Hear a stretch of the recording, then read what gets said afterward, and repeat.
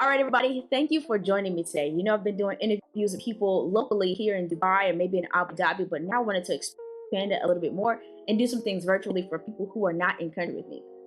I also wanted to interview people that I'm considering unicorns, people that do awesome things, and I want to bring more recognition to the expertise that they have and the things that they're sharing with the world. Today, I have Nicole Brewer, and she's going to share some more awesome things about what she's doing and how you all can get involved in following her as well. So, Nicole, please, I know I've said your name a couple of times, but can you just give us your name, how you say it, and also where you're from? Well, thanks, Abby, for that introduction. I'm going to take that out right there. I'm Nicole Brewer, and I like to tell people I'm an English teacher by day and travel blogger by night. I am currently based in Oman, been living here for a little over 7 years now.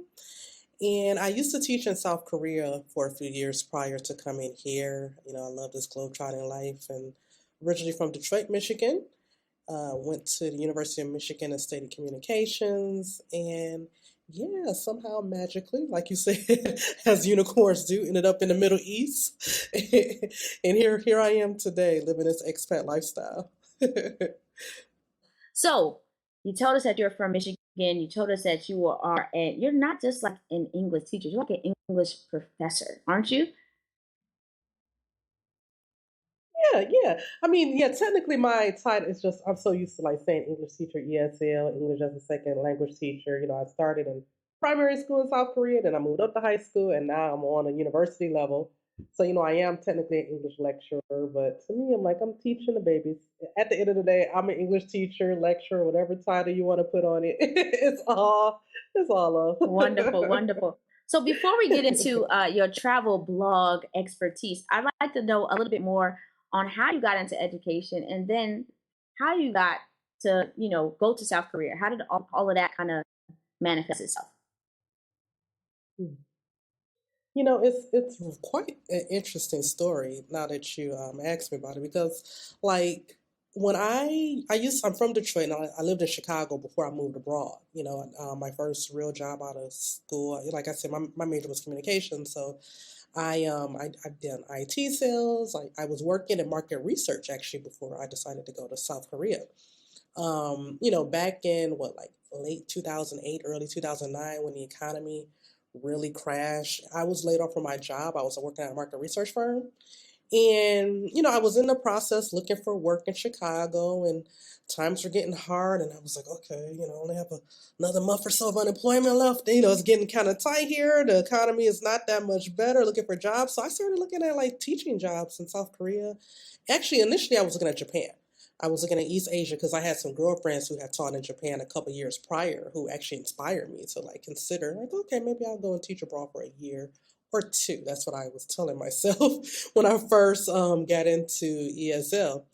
And yeah, a decade plus later, I am still gone.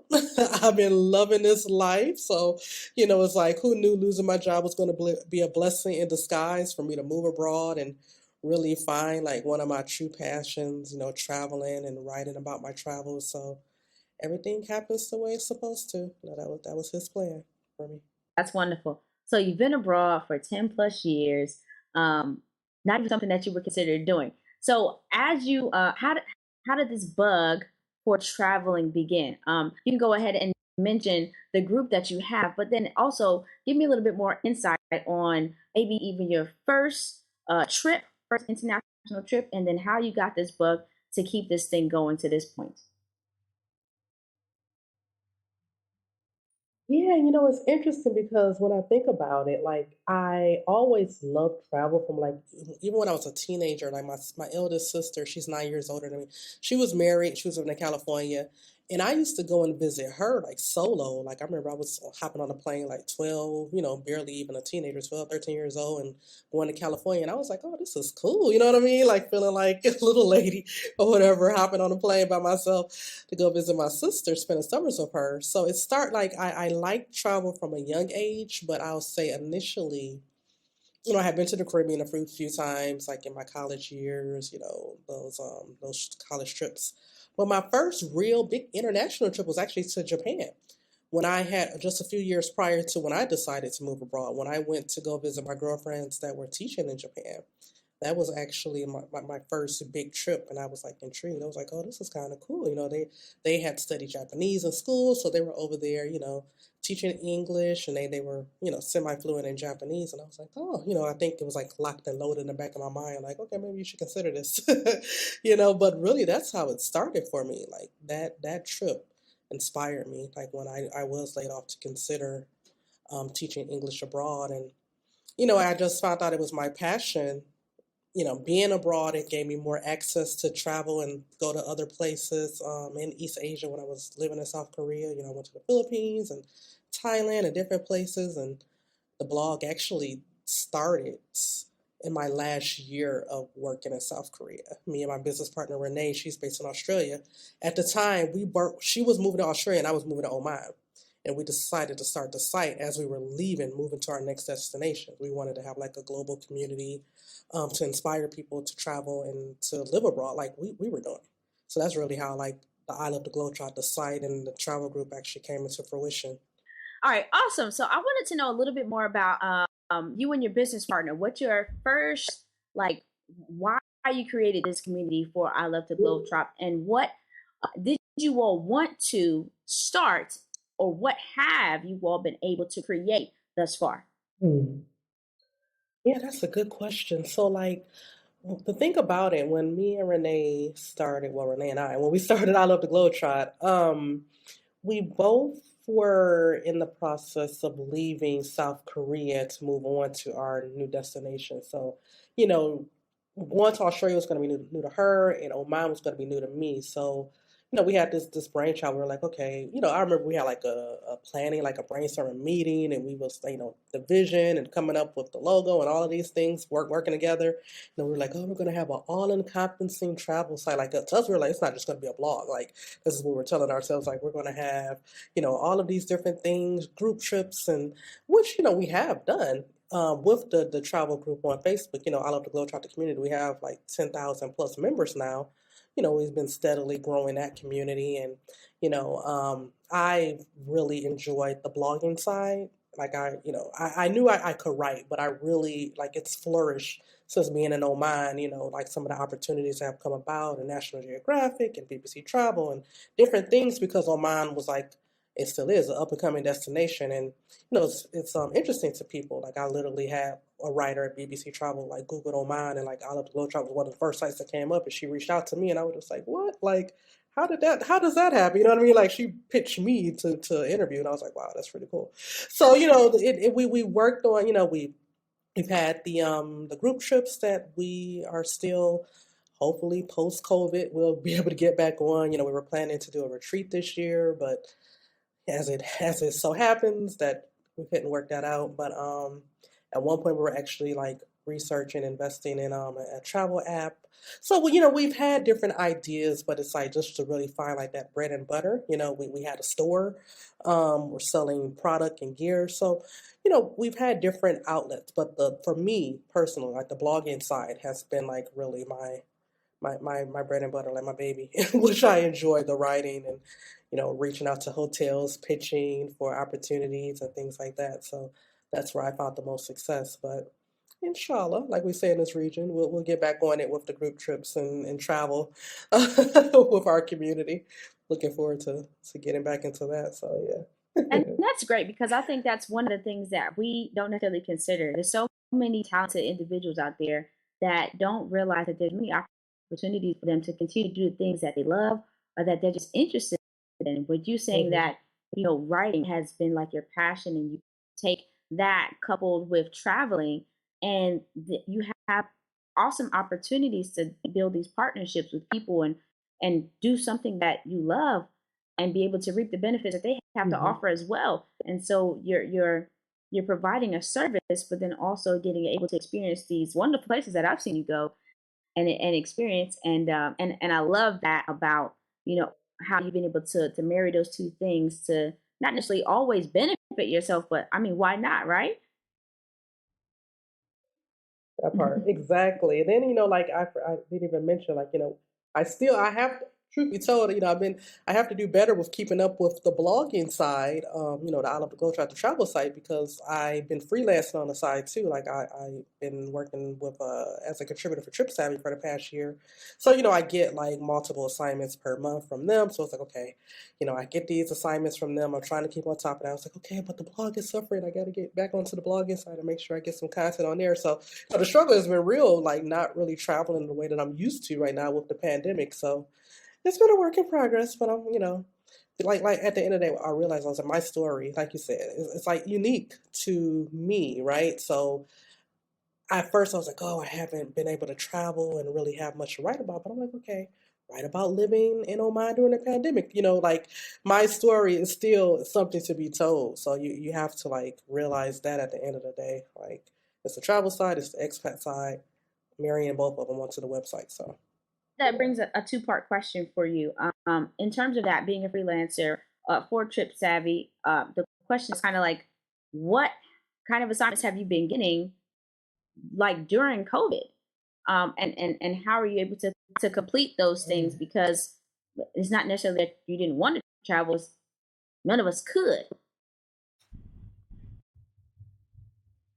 Yeah, that's the interesting thing. When I initially pitched an article to Tripsavvy, it's been a year now. Not think about a while, because it's almost July, and like my contract literally, it's about time for me to have that contract. I knew I'll talk with them, but I had a year contract, and so initially I pitched them about Oman, because I looked and I realized they didn't really have any content about Oman, and she was so excited. I was like, oh yes, I would love to get some content for that region. So the first couple of months, it was really just about like my, um top 15 places to visit in Oman, things that I knew about because I've been here for so long. But, when they brought me on, they were like, we want you to be a Middle East contributor, because they like, we know you live in the region, you travel to Dubai, you travel to Bahrain. So I actually had to give them a list of the countries I visited, which is like almost 50 countries. So I was like, I have a lot of knowledge. I've been to a lot of places. So that's the thing. That's the beauty of it. It's like, they're like, okay, all of the assignments that they have given me, like the latest article I wrote about was about the Seychelles,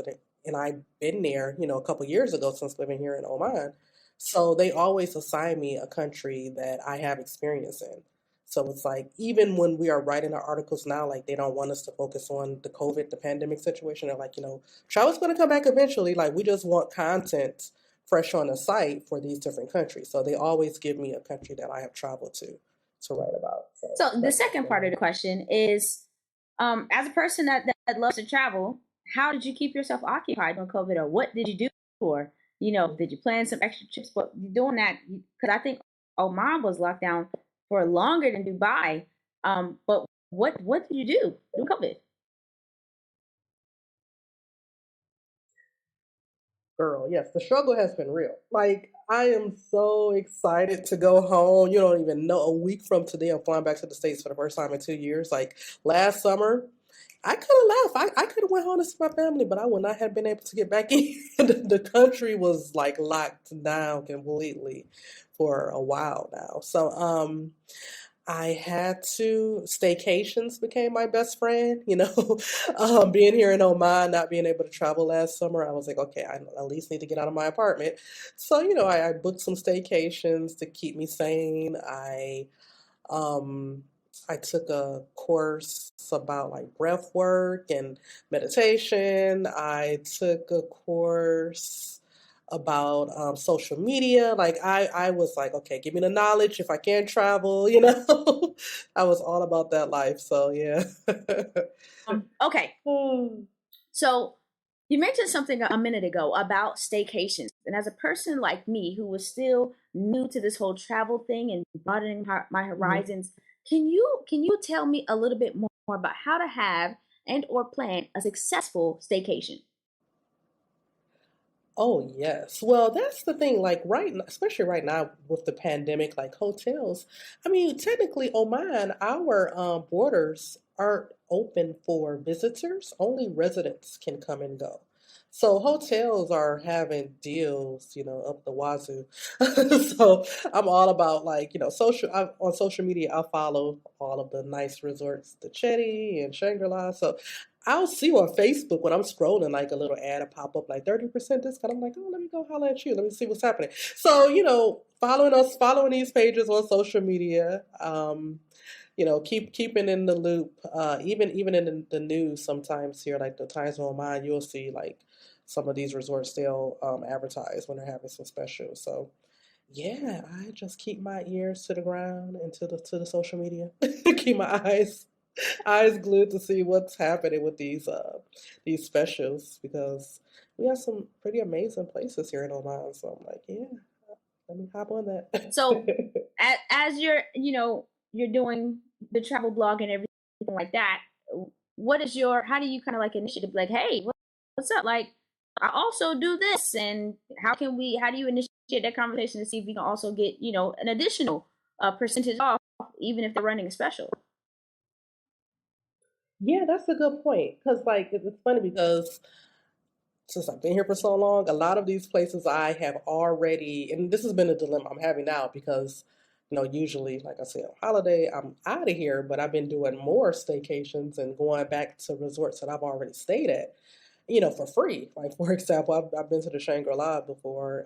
I usually pitch them like I have a media kit that I created for I Love the Globe Trotter, and, you have to have your numbers, your followers, and but the beauty for me is, like I said, we have the Facebook groups like 10,000 members, and that's nice, that's huge. But at the end of the day, there's not many bloggers based in Oman, so it's like this is marketing, this is advertising for them. So it's not really just a numbers game like the media kit.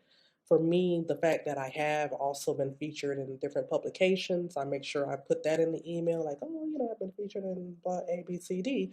They're like, oh, okay, so you got some viewers on your site. So it's a combination of the two. It's just like you send them links to your previous writings, some of your previous hotel stays, reviews. You plug your media kit in your pitch, and really, it's a sales game. Sometimes you win, sometimes you don't. But at the end of the day, I'm a firm believer of closed mouths don't get fed. You gotta ask. If you don't ask, the possibility may not come. So yeah, like I know last summer when I did one of the staycations for my birthday weekend, I actually went back to Anantara, which I had stayed there before prior for the blog, but they gave me like a media rate. They gave me a discount because I'm media as a travel blogger. So again, you just ask, you just try. That's all you can do.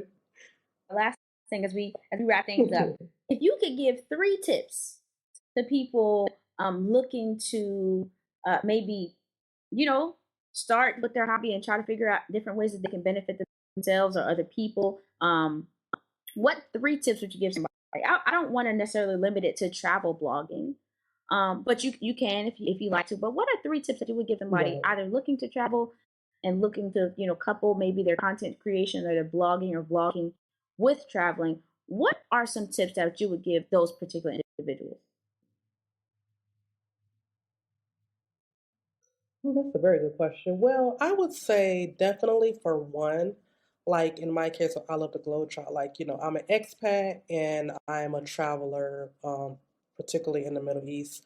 So it's like trying to find out what your niche is. That's very important. Like you have some people, like for example, I'm going to plug some of my friends. I'll say like you met, Gabby, right? So like for example, my girlfriend Gabby, she's done an amazing job finding her niche. Like she's I was about to say I'm a millennial. She's a Gen Xer, right? So she focuses on Gen X.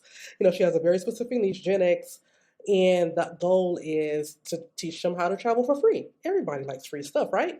So, but it's also that particular niche market of like recent college grads who are like still trying to figure out their way. So it's like when you get real specific about like who your target audience is, you'll be surprised at like, how many opportunities can come about. Like honestly, that's something I'm still working on. Like it's like dwindling down my niche. But that's a lesson that I've learned looking at some of these newbies out here, right? So finding your niche is very important. Finding your voice. So in that case, in her case, for example, or in my case, I love to travel. I love writing about expat life. Like you said, it may not be a travel blog, but what is how do you want to present yourself to the public? Is it just going to be the website only based on hotel reviews, or is it going to be based on your personal experiences, your lived experiences? Because at the end of the day, audiences, they really do want to get to know who you are. So you have to realize like how comfortable you feel with presenting about your everyday life and your struggles.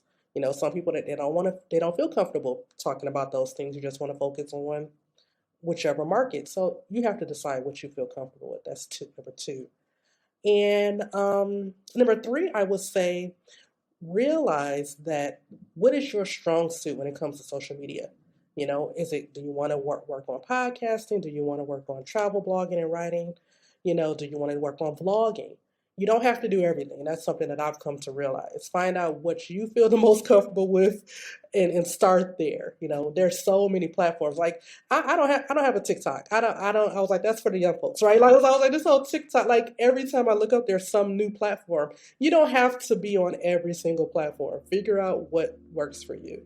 So those are my 3 tips. That's wonderful. Thank you so much for our time together. And I just want to make sure that we get everywhere that we can follow you. So where are some of the best ways that we can either get in contact with you or the social media platforms that you do use? Please share that with us.